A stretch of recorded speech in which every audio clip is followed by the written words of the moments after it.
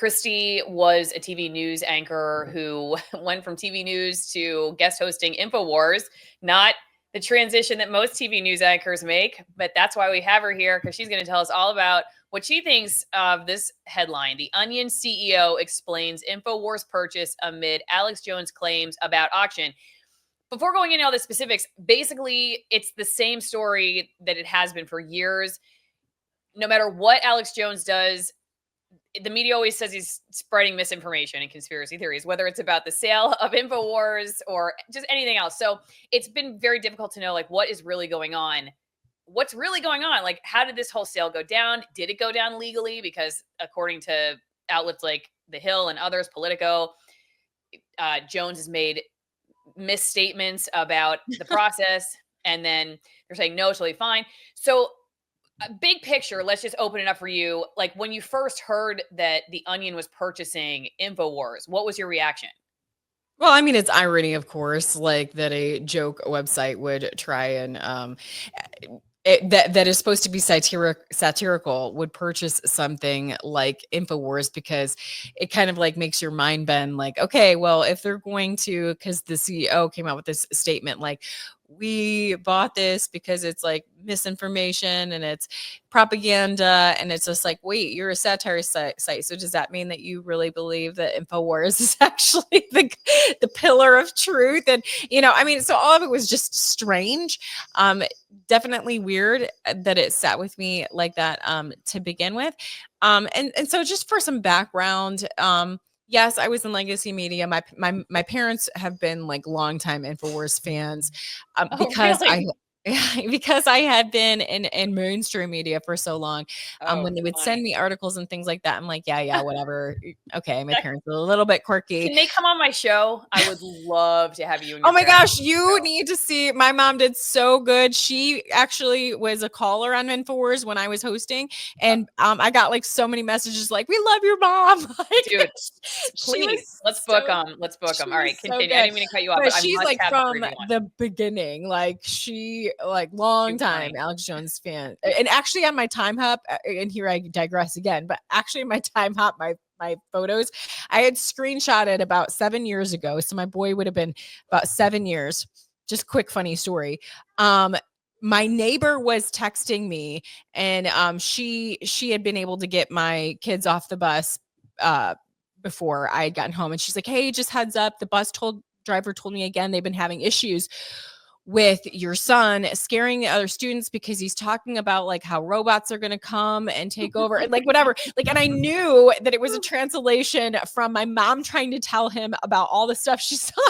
Oh my gosh, that is so funny. Like, Mom, you can't talk to my kids about this kind of stuff because then they go and tell their classmates and scare them.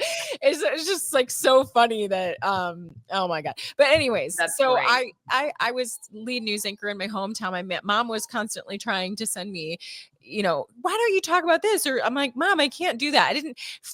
Allison, we do not have the time to like dig deep anymore, which is part of the sad part of news.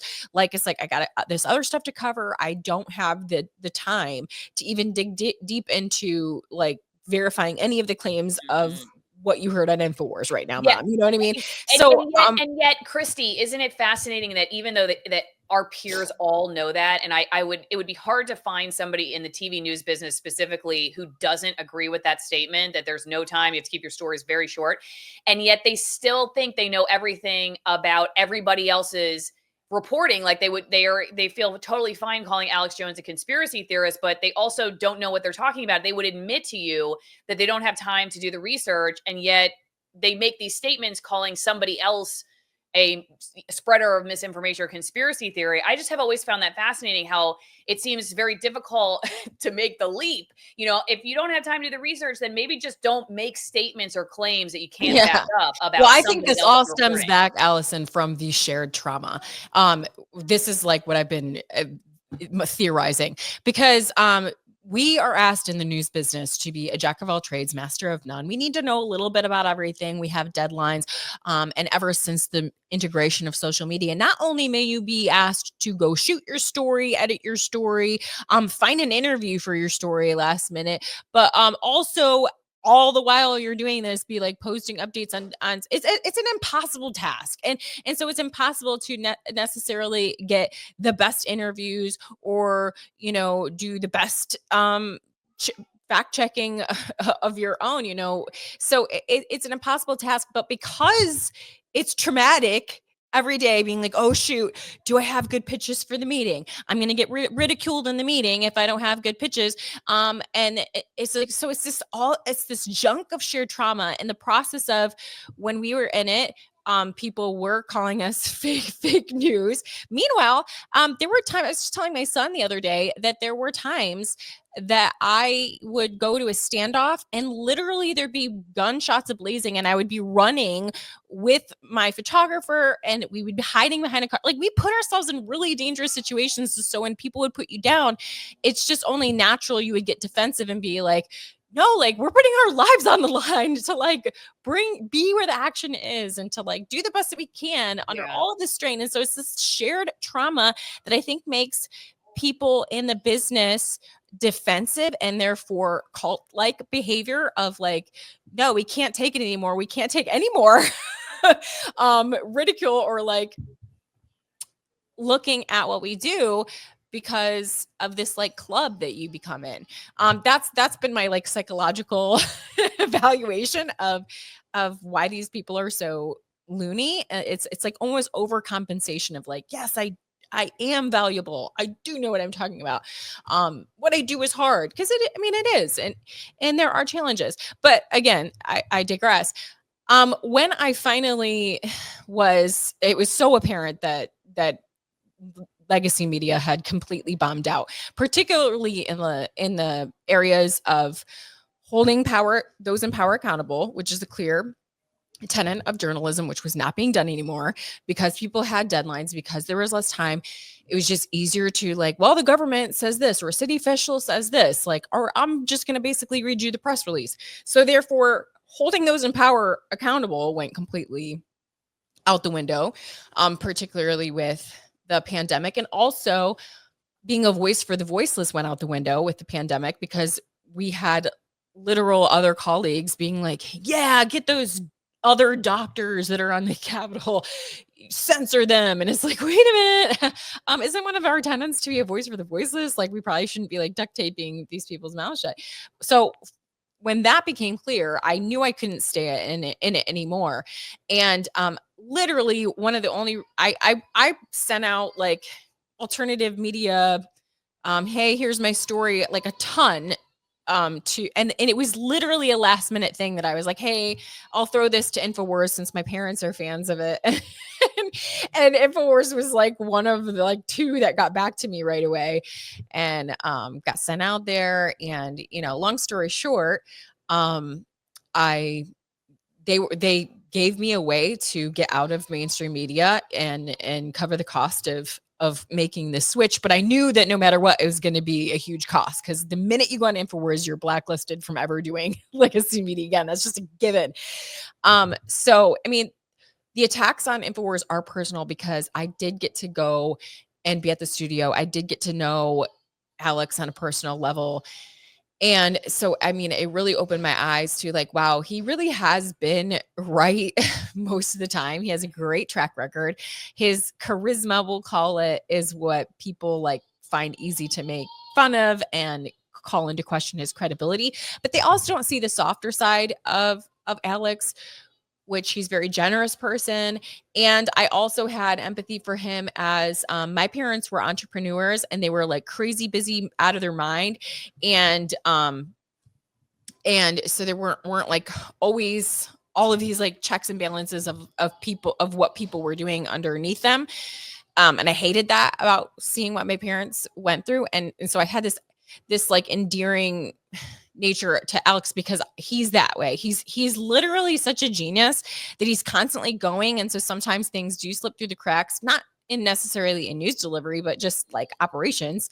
I felt like people taking advantage of him and things like that. And so like that, I think is more of what he would be guilty of is just like trusting the wrong people sometimes, which I can understand because when you're go like all the time, that can happen. But that being said, this whole ordeal is personal because I was one of the first to go with this lawfare because I was like last in, and so I was like, when the trustee came in, since I was one of the hosts at that time, one of the reporters, and last in, like they're like, you got to get rid of her, blah blah blah. Like he didn't get to make that decision, so I suffered first. Like as far as like, well, crap, now I gave everything up to do this. Now what do I do? And so I've been kind of like struggling along ever since. But the thing is, I mean, it's always been a joke. No one has ever had to come under the scrutiny that he's had to come under. We now know that all of the legacy media outlets lied about so many things when it came to the pandemic, straight up lied, and they don't have to face any billion-dollar lawsuits. I mean, it's completely unprecedented. And so I do think they're continuing to lie about the situation because like even those articles, like the one you brought up, they're like, oh, he's misstating, but then they'll quote the judge as saying like, no one should feel comfortable with this auction. I mean, that is what the judge said. That's how do you state that? Like he said, no one should feel comfortable with this auction. It is halted. They got their websites back. Like what is Alex saying that's wrong right now? I really don't trust anything that I read or see related to Alex Jones or Infowars anytime I see it, just because it's the same thing. Like during COVID, I didn't trust anything they were reporting about COVID because I knew the bias there. So it's like people like me who don't have the background that you do, like we're just kind of left sitting there in the dark. We have no idea what's going on. If you're sitting in the dark, it's not a great way to enjoy your wine. You should be on the Allison Wine Club, okay, reading about or watching videos about your amazing wine. And you can do that when you join the club. You will get 6 bottles of wine from extremely limited productions every 3 months. You will always have something for Thanksgiving, Christmas, presents for birthdays. Say you're not a wine drinker, give it as a gift. Tell people that it's free speech wine. It supports my show. The company Bonner Wine has been with me since the beginning. They have never told me who I can interview or what I can say. And the wine is frankly delicious. It'll be the best wine. I am not afraid to even make this. This is not misinformation. It is the best wine you will ever have. Okay. And it comes from places like 6,000 to 9,000 feet in Argentina, small family operations, vineyards that have been in business for over 200 years. So go check it out. AllisonWinePromo.com. Sign up. It's not something you will ever regret. I promise you. Okay. Also, please go support Kristi. She's on Twitter at Kristi Leigh TV. And Kristi Leigh, you have to make sure you spell Leigh, okay? Not Lee if you're just listening to this, TV on Twitter. And you have a tweet down here saying basically that you have kept checking to see if any of the legacy media that were cheering the sale of Infowars to The Onion have updated their reports that the sale has been halted and is now under investigation. Jones maintains control for now. Nope, Cope harder, propaganda puppets, it ain't over. So, Kristi, what is the status? I mean, what is going on? Because when I read The Onion or about The Onion on The Hill, yeah, they're saying that he's confirmed the purchase Saturday, series of posts on social media. Just want to give a quick update on The Onion's purchase. We can't wait to relaunch as the dumbest website on the internet. We won the auction. You're not going to believe this. The previous Infowars folks aren't taking it well and just saying that everybody's mad and, meanie pants, stinky pants, complainers over at Infowars. And that's why they're saying misinformation about it. It says, okay, Jones recently claimed the auction for his Infowars site was changed from a regular auction to a secret auction. He also said the higher bidders were prevented from submitting offers so that a lower bid could be accepted. I have no idea what happened, but it would not be a stretch of the imagination for there to be an effort for The Onion to get this, even if they couldn't pay, because of just the optics of all of it. And then I mean, just the way that they write these articles, though. Jones also claimed the presiding judge admitted the auction was not real. I mean, like it's just like he was reading straight from the transcript. Real fast, you're right, Kristi, because like when they quote the Onion CEO, he confirms. But Alex Jones claims. But Alex claims. Yeah. I mean, it's all these like little underlying ways of trying to influence the reader. But the bottom line is this. One thing I will give up is that, and this is my personal opinion, and so people can get mad at me. I don't care. I don't think that Alex had the best legal representation. I don't. That's my personal opinion. That's me being defensive of Alex. The legal representation that he's had, I understand to be what some of the January 6ers who got screwed had. And part of the problem is because there's limited people who want to take on cases like this when it comes to figures like this, right? So I mean, I'm not going to name the names or anything because I don't want to get in trouble, but that's the first problem. Is I don't think he's had the best legal representation, my personal opinion. That being said, you know, he's tried to go along with everything that the court has said. A couple things that people should know that are really important about what Alex has been dealing with is they claimed that he did not hand over discovery. And it just was pushed through because of the bias of the courts. It's just not true. They were demanding things that do not exist. They were demanding marketing materials for his discussions about Sandy Hook and asking questions. They do not exist.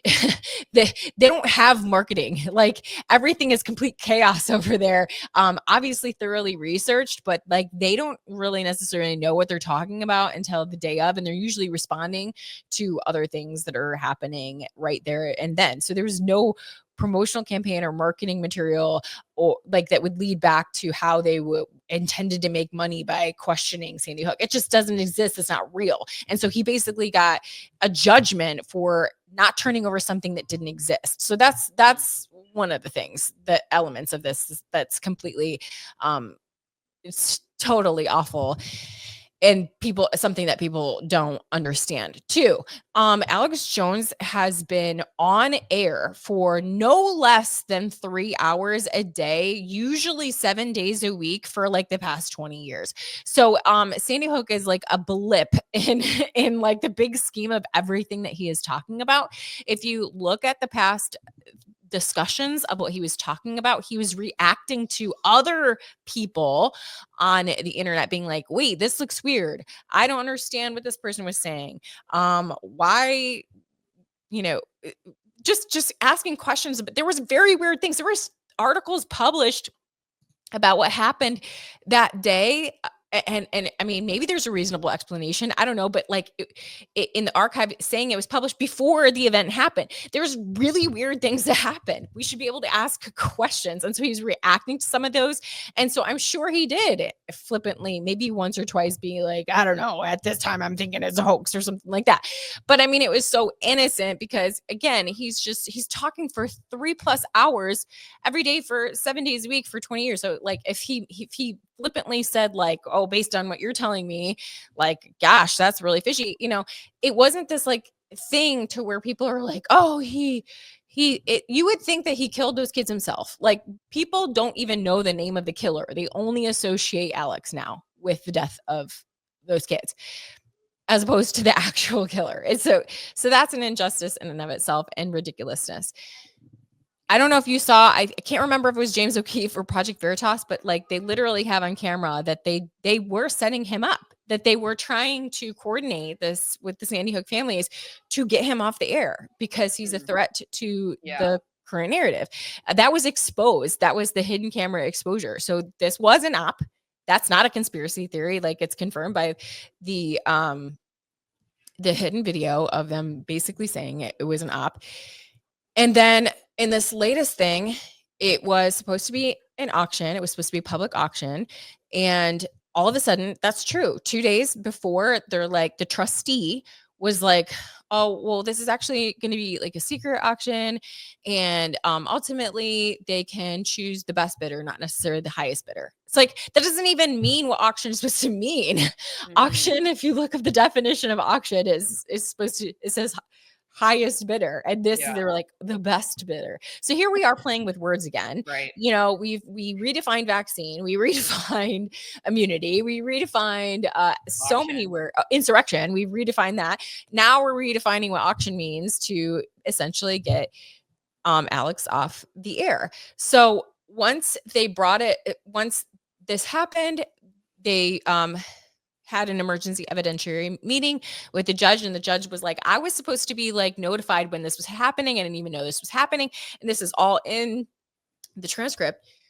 So that's why it's like ridiculous for these mainstream news to be even like saying that there's allegations or claims. I mean, you have it. You can see what the judge said. This judge has been pretty fair so far.